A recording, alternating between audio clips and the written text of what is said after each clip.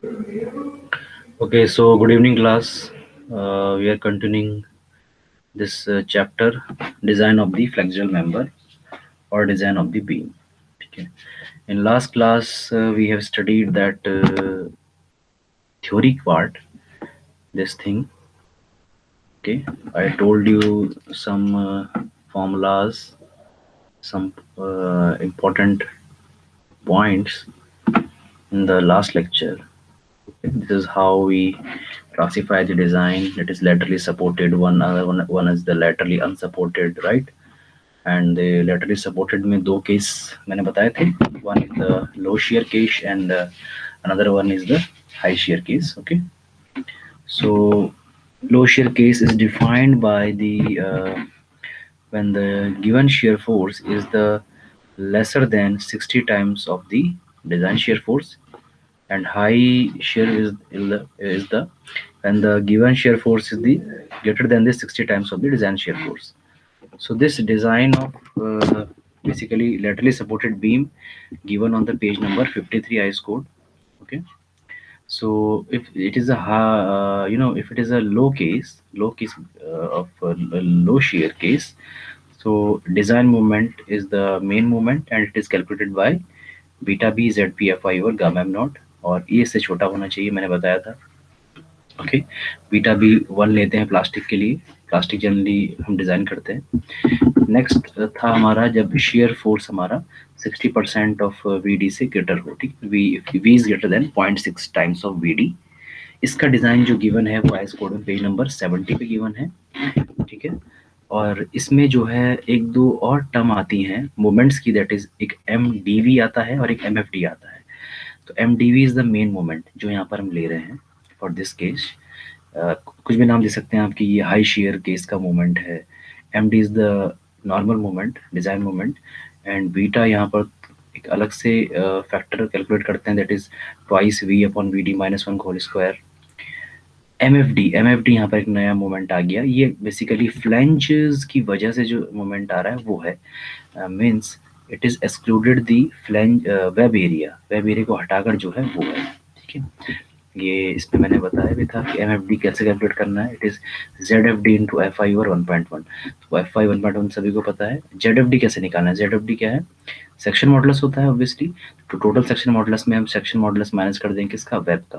तो total Z P Z minus A W into Y W. Okay, and share force निकालने का formula यही है, V N A V N बराबर A V into F by W, यानी strength of W मतलब web की by √3. ये nominal है. जब भी मैंने बताया था डिजाइन वर्ड लगेगा, ये वी डी अगर हो जाएगा, वी डी अगर हम इसको लिखें तो ये हो जाएगा A V F by W over √3 into denominator में 1.1 gamma M not. This will be your design shear force. इसको बेसिकली हमें कंपेयर करना होता है किससे? गिवन शेयर फोर्स से, दैट इज वी. ये 0.6 ऑफ वी डी से कम है या ज्यादा है. ठीक है, this is how we proceed. Okay, so let's directly Michael पे चलते हैं. तो स्टेप्स आपको जो है क्लियरली पता चल जाएंगे कैसे करना है. ठीक है, क्वेश्चन रीड करते हैं. A cantilever beam of a length 4.5 meter supports a dead load inclusive self weight, okay, of 18 kilonewton meter. Dead load which is coming by the self weight plus any structure or any fixed structure, any fixed things, उसकी वजह से जो आ रहा है that is dead load. And live load which is moving load is 12 kilonewton per meter. Okay, assume a bearing length of 100 mm. ये bearing length वो length है जैसे हमने बताया था कि स्ट्रेस कंसंट्रेशन हो जाता है, लोड जब लगता है तो हम एक इस तरह की एक bearing प्लेट ले लेते हैं, है ना, आई सेक्शन के ऊपर. क्यों लेते थे? लोड को डिस्पर्ज करने के लिए, डिस्ट्रीब्यूट करने के लिए. ठीक है, तो ये बेरिंग प्लेट की जो स्मॉल बी जो विड्थ होती थी, बाकी डिस्ट्रीब्यूटेड विड्थ हमें कैपिटल बी निकालते थे, है ना, स्लोप हमें पता होता था. जो स्मॉल बी है वो इसने दे दिया है कि आप एज्यूम कर लीजिए 100 mm, राइट. तो डिजाइन करना है बीम का और कुछ नहीं गिवन है, बस लोड्स की वैल्यू गिवन है और लेंथ गिवन है और आपको जो है डिजाइन करना है. तो पहले तो लोड की वजह से आने वाला हमें बेंडिंग मोमेंट निकालना है, देन लोड की वजह से आने वाला हमें शेयर फोर्स निकालना है ना. डिजाइन कैपेसिटी शेयर की या मूवमेंट की तो हम बाद में निकालेंगे, पहले तो हम ये पता लगाएंगे कितना शेयर फोर्स और बेंडिंग मोमेंट आ रहा है. राइट, जिससे हमें कंपेयर करना है अपने डिजाइन मूवमेंट या डिजाइन शेयर फोर्स से, राइट। तो शेयर फोर्स बेंडिंग मोमेंट निकालने के लिए पहले टोटल लोड की वैल्यू हमें पता होनी चाहिए। फाइन। सो लेट अस से डेड लोड कितना गिवन था, 18। So dead load is 1.5 times of 18 is equal to 27 kilometre पर मीटर।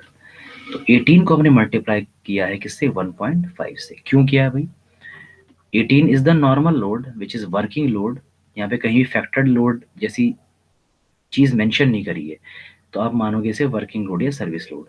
जब भी वर्किंग लोड गिवन होता है हमें इसे फैक्टर्ड लोड में कन्वर्ट करना होता है एज पर दी एलएसएम, लिमिट स्टेट मेथड।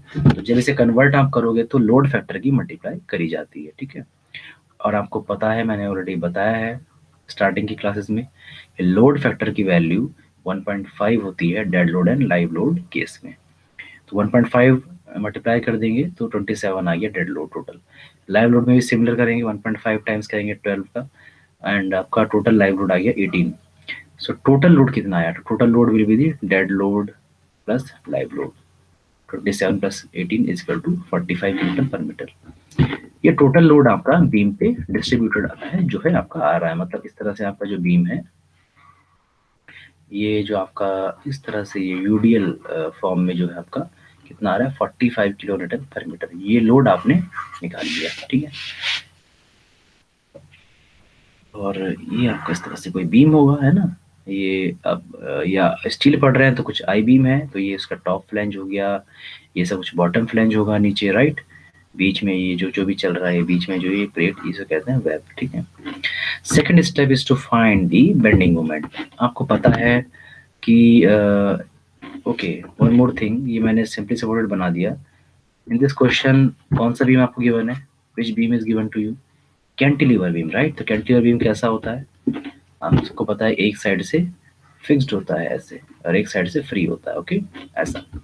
सो कैंटिलीवर बीम के लिए बेंडिंग मोमेंट निकालने का फॉर्मूला आपको पता होना चाहिए, ठीक है। It is a part of SOM mechanics, ये मैं आपको नहीं निकालना सिखा सकता हूँ यहाँ पर। तो moment for the cantilever beam for the UDL case that is W L square by 2। So W हमारे पास है 45, L length of the beam question में गिवन है, that is 4.5 metre by square by 2। तो moment is coming 456 kilonewton metre, है ना, 456 kilonewton metre, that is moment. Next thing is the shear. Shear कितना आ रहा है, शेयर होता है आपका डब्ल्यू इंटू एल, तो 45 इंटू 4.5, तो it is coming as 202.1 kilo newton metre, okay. 202 point something आ रहा है आपका किलोमीटर में शेयर फोर्स, और 456 किलोमीटर में आपका क्या आ रहा है, बेंडिंग मोमेंट। ये चीज़ आपकी निकल गई, तो ये स्टेप आपका हो गया। नेक्स्ट स्टेप आपका है डायमेंशंस को अरेंज करना, ठीक है, डायमेंशंस का पता लगाना, ठीक है, डायमेंशन को नोट डाउन करना। तो इसमें आपको डिजाइन करना है, it is the actual question, actual design question. तो यहाँ पे अगर आप देखो आपको डिजाइन करना है, ओके। तो डिजाइन करने का मतलब ये होता है कि आपको इसमें साइज ऑफ द बीम या बीम का नॉमेनक्लेचर आपको गिवन नहीं है कि कौन सा बीम है, आईएसएम भी है, आईएसडब्ल्यू भी है, आईएसएल भी, कुछ भी गिवन नहीं है, कौन सा है, डेप्थ भी गिवन नहीं है, ऐसा कुछ मेंशन ही इस तरह से यहाँ पर नहीं है, ओके।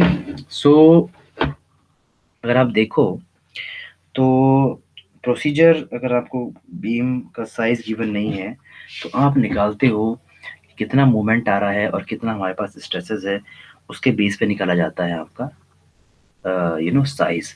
तो एक फॉर्मूला हम इस तरह से यूज करते हैं, देखिए यहाँ पर ध्यान से, Z P required, okay. Z is the section modulus, basically plastic section modulus. Required क्यों लिखा है, हम निकाल रहे हैं क्योंकि हमें इतना रिक्वायर्ड है। It is equal to moment upon stress, M upon F I sigma, okay. ये बेंडिंग इक्वेशन सबने पढ़ी है हमने, राइट, सोम में, कि m upon I is equal to sigma upon Y is equal to E by R, okay. तो m E by R को तो रहने दीजिए, m upon I is equal to sigma upon Y, right. तो y को अगर इस i के नीचे हम ले आए, यानी m upon I upon Y is equal to sigma कर दें, और हमको पता है i अपॉन वाई क्या होता है, इनर्शिया अपॉन वाई, जेड होता है सेक्शन मॉडुलस। तो ये क्या हो जाएगा, m अपॉन जेड बराबर सिग्मा, और मैं जेड निकालना चाहूँ तो क्या हो जाएगा, m अपॉन सिग्मा स्ट्रेसेस। तो बस कुछ नहीं कर रहा है, m अपॉन स्ट्रेसेस ही है, गामा m नॉट तो आपको पता ही है, ये एफ आई के साथ आता है यील्डिंग का पार्शियल फैक्टर ऑफ सेफ्टी। तो वही चीज यहाँ पे लिखी है। मोमेंट आपको हमने कैलकुलेट कर लिया था 456, right, divided by F I is 250 always, gamma not is 1.1। तो ये जब हमने इसे पुट करा और सॉल्व करा तो Z P required is coming as 2006.4 into 10 to the power 3 mm cube. Okay, this is your section modulus required. Then we'll go to the steel table. हम steel table में जाएंगे। डिफरेंट जेडपी के लिए हम को कई सारे सेक्शंस मिल जाएंगे, आई एस सेक्शन, ठीक है, आई सेक्शन। तो हमें अपने जेडपी से थोड़ा ज्यादा जेडपी वाला सेक्शन ले लेना है, मतलब कम तो नहीं ले सकते। और एग्जैक्ट जो भी हमारा जेडपी आया ये 2006.4, इतना एग्जैक्ट तो मिलेगा नहीं। तो इससे जस्ट थोड़ा सा भी जिस भी सेक्शन का इससे थोड़ा सा भी ज्यादा आ रहा होगा वो सेक्शन हम अडॉप्ट कर लेंगे। तो जेड हमने लिया 2228.16 into 10 to the power 3 mm3। ये जेडपी किसका आ रहा था भाई? इसका आ रहा था, किसका? ISLB 550, ठीक है। तो ये लाइट सेक्शन है इंडियन स्टैंडर्ड। 550 क्या रिप्रेजेंट कर रहा है? आपका डेप्थ ऑफ बीम। तो इस तरह से ये जो है आई सेक्शन है, इसकी टोटल डेप्थ जो यहाँ से यहाँ तक है that is 550 mm, okay, at the rate 0.846 kilonewton पर मीटर। ये इसका शो करता है बेसिकली वेट, ठीक है, इसकी जरूरत भी नहीं है। सेक्शन मिल गया तो सेक्शन की हमें प्रॉपर्टीज भी मिल गई। तो जेड पी जेड हमने नोट कर लिया, जेड ई जेड नोट कर लिया है ना। Elastic section modulus and plastic section modulus दोनों अलग अलग होते हैं, दोनों अलग अलग आपको गिवन होंगे टेबल में। D depth of the I section beam 550 mm, ये भी हमने नोट डाउन कर लिया। B F width of flange, यानी यहाँ से यहाँ तक, ठीक है, ये यहाँ से कहिए यहाँ तक, ये आपका विड्थ ऑफ फ्लैंज हो गया है ना। ये 190 mm इस सेक्शन के नोट डाउन कर लिया। T W thickness of web, यानी कौन सी? दिस वन, ये आपकी हो गई टी डब्ल्यू। ये 9.9 mm हो गई। T F thickness of flange, तो फ्लैंज की थिकनेस यानी यहाँ से यहाँ तक ही हो गई आपकी T F. R one 18 mm, ये आर वन समझिए। आर वन क्या है? Curvature, radius of curvature. तो आप देखोगे ये आई एस रोल्ड सेक्शन है, राइट। ये ऐसा आई बीम नहीं है कि ऐसे प्लेट है एकदम स्ट्रेट कट है इस तरह से। ये देखिए यहाँ पर इस तरह से चल रहा है और ये इस तरह से यहाँ पे कर्व, ये कर्वेचर इस तरह से चेंज हो गया। तो यहाँ से यहाँ तक तो आपने बोल दिया thickness of line T F है। अभी नीचे ये क्या है?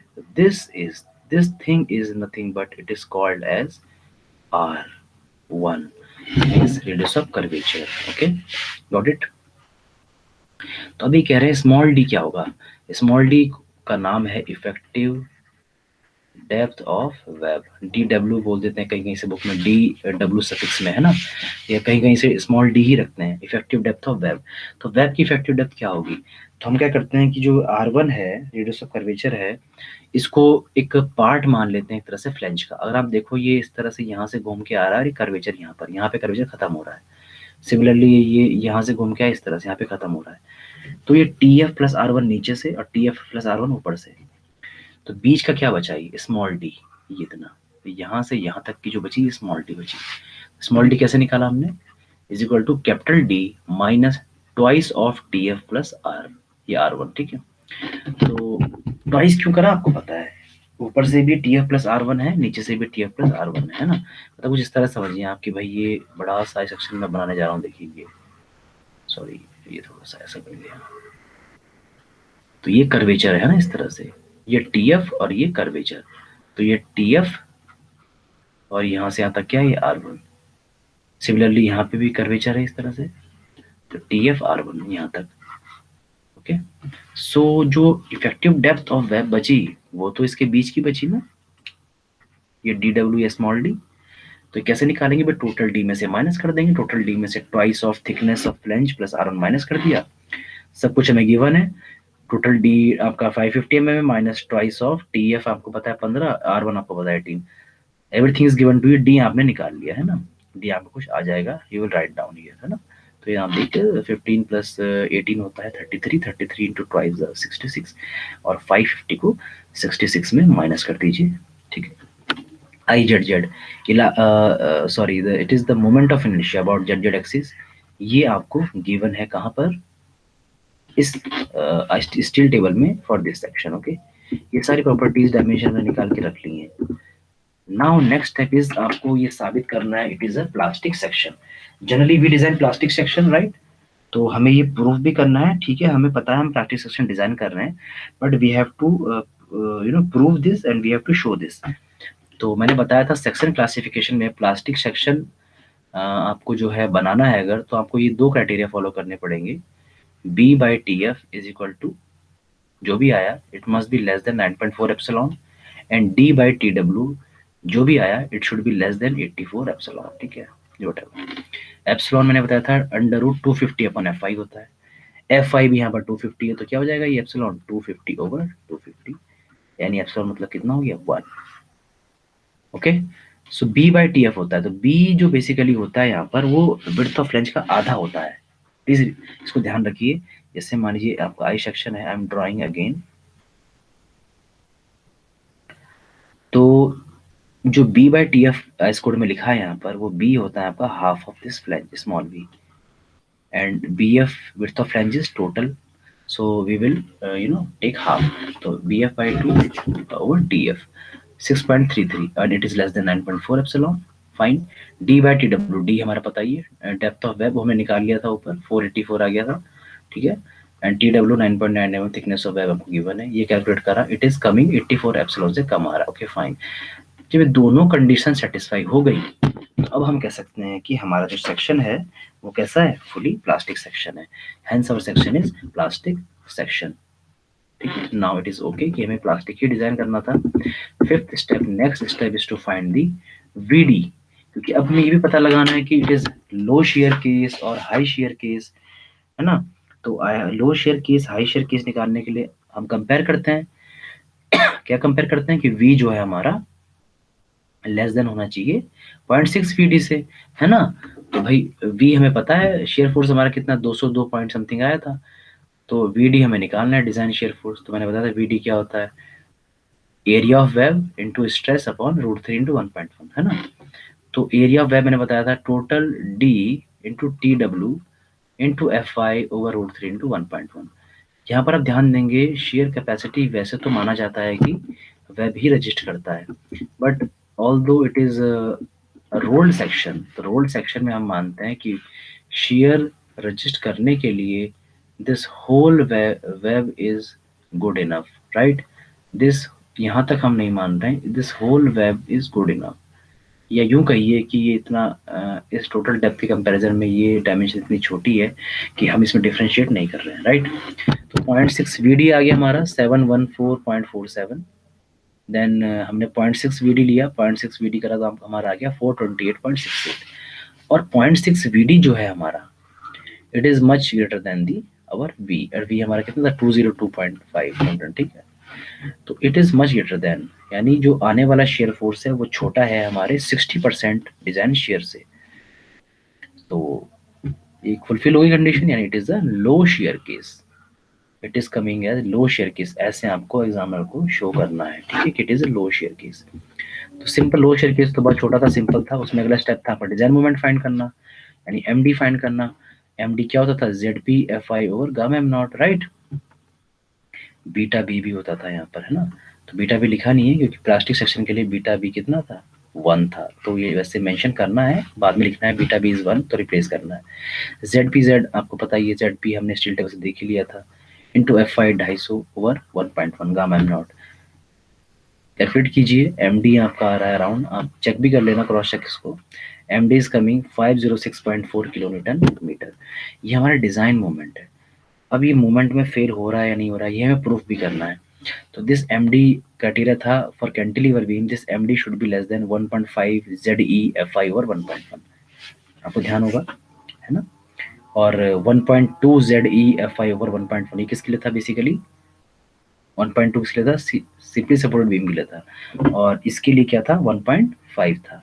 जेड ई इलास्टिक सेक्शन मॉडुलस ये भी आपको पता है, स्टील टेबल से नोट कर लिया, एफ आई आपको पता है, सब आपको पता है, ये कैलकुलेट करेंगे, ये आपका आ रहा है 659।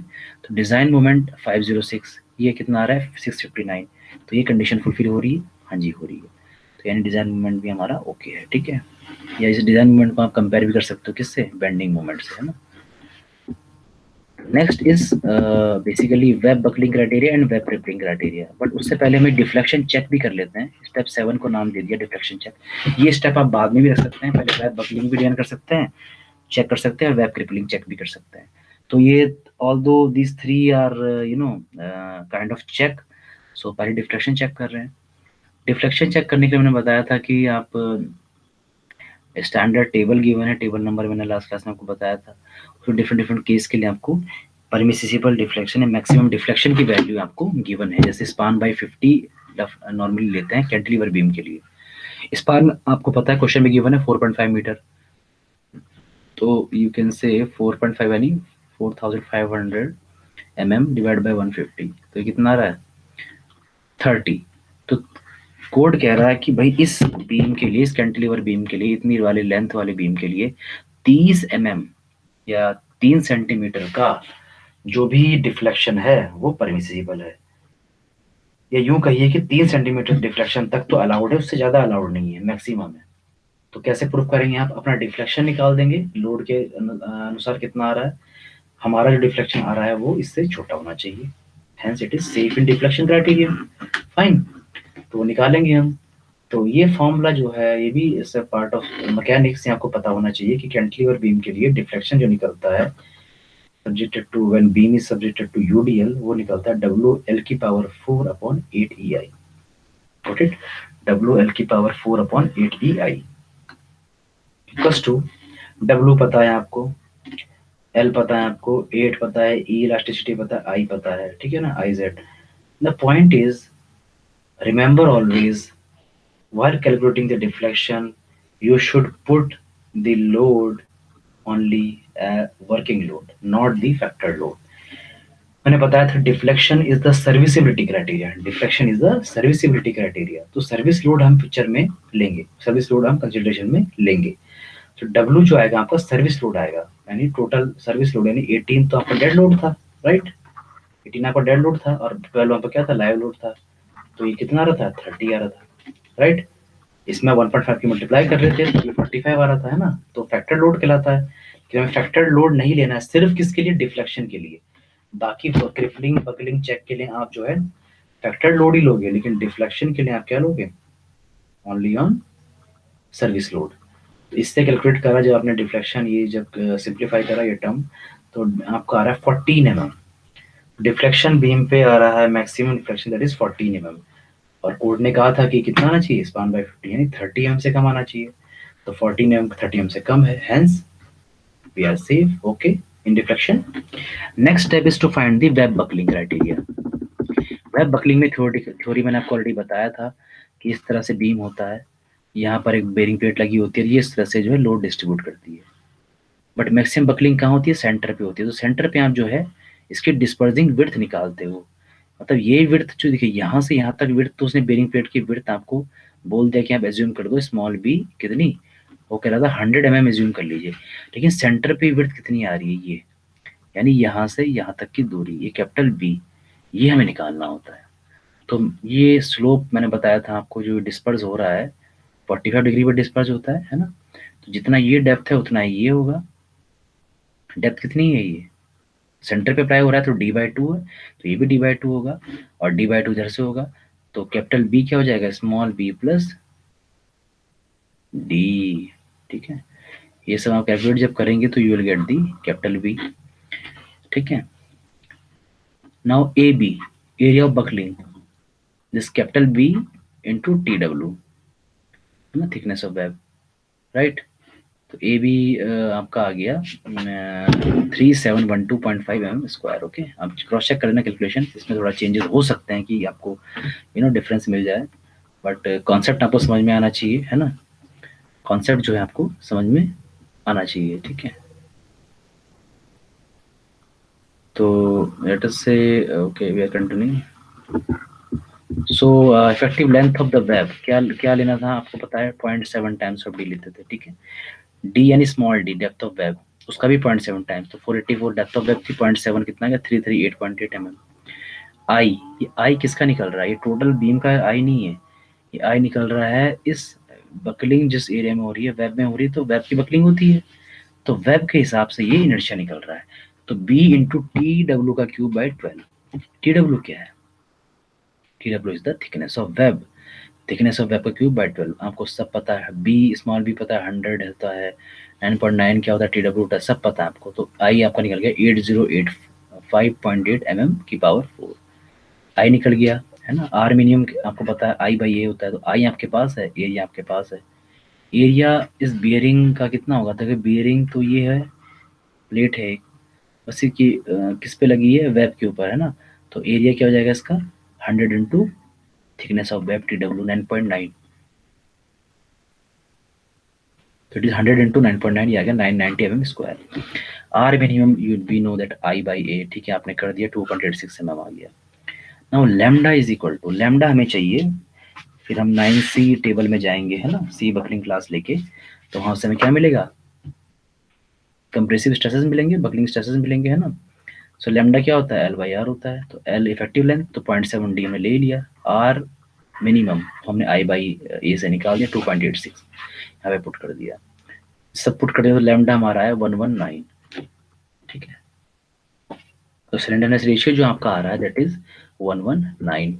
तो for these kind of section will we assume this class is section class C। FCD हम निकालेंगे टेबल नंबर 9C से, ओके।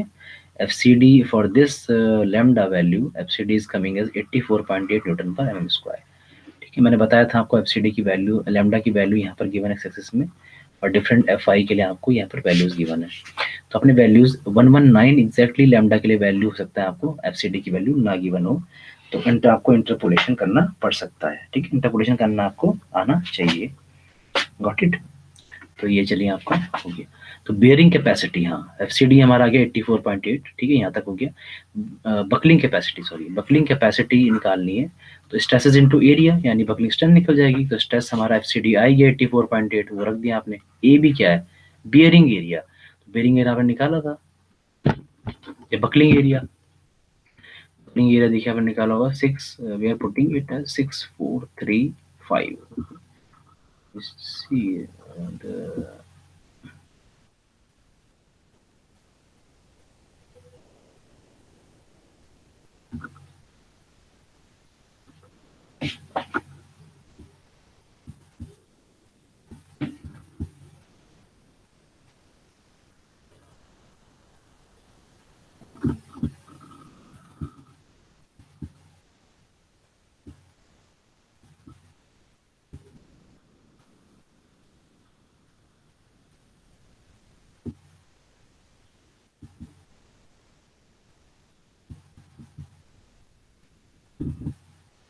so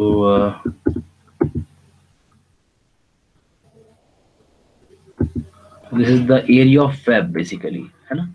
ये कैसे निकाला था हमने? एरिया ऑफ वेब है ना, बकलिंग एरिया है तो एरिया ऑफ वेब कहलाएगा। एरिया ऑफ वेब कैसा आया था? डेप्थ ऑफ वेब यानी small D into thickness of web, okay, यहाँ से निकल जाएगा एरिया ऑफ वेब। तो when we multiply this area of web into this FCD value 84.8, we will get the buckling capacity और buckling strength, whatever strength is coming, let us say ये आप calculate कर लीजिएगा। ये 314.8 न्यूटन लेटर से आ रही है मेरी, तो it should be greater then 202। किससे ग्रेटर होनी चाहिए? डिजाइन शेयर फोर्स से ग्रेटर होनी चाहिए, है ना। बकलिंग स्ट्रेंथ हमारे शेयर लोड से ग्रेटर होनी चाहिए, और शेयर फोर्स कितना रहा था? 202। तो whatever it is coming it should be greater than the 202.5 newton. ऐसा है then it is safe in buckling. Next point is web crippling. Web crippling देखो मैंने बताया था आपको कि उसमें तुम सेंटर में लेते हैं। क्रिपलिंग जो होती है वो बेसिकली कहाँ होती है? जंक्शन पर होती है फ्लैंजेस और वेब के। इसमें जो हम ले रहे थे बिल्कुल जैसे मैंने ये बताया ना, ये आई सेक्शन है, इस तरह से यहाँ पे शो करा, ये बेरिंग प्लेट भी लगी हुई है, इस तरह से यहाँ पे लोड लग रहा है। तो ये से ये मान लीजिए ये इस तरह से आई सेक्शन, ओके। तो ये TF और ये R1, ओके। या इसका मैं साइड व्यू बनाऊं तो ये फ्लैंज है, साइड से मुझे ऐसा दिखेगा ये दूसरी फ्लैंज है। यहाँ पर जो है ये वेब चल रहा है, this is web, okay. So TF plus R1 यानी यहाँ पर आपने बेरिंग प्लेट लगाई, यहाँ पर लेटर से आपका लोड है, तो ये डिस्पर्जन कहाँ तक? यहीं तक है बस।